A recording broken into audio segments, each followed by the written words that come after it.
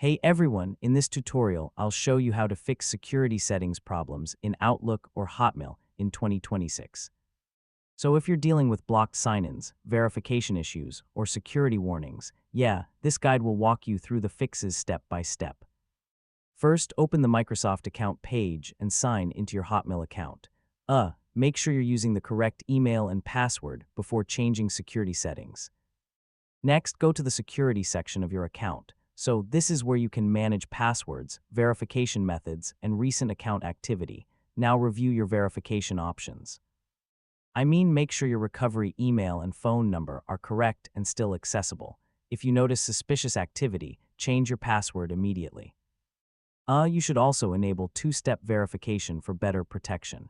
So yeah, check your recent login history carefully. If you see unknown devices or locations, remove access and secure the account. Sometimes security alerts happen because of outdated app permissions or blocked sign-ins. Review connected apps and remove anything suspicious or outdated. And that's how to fix Hotmail security settings problems in 2026.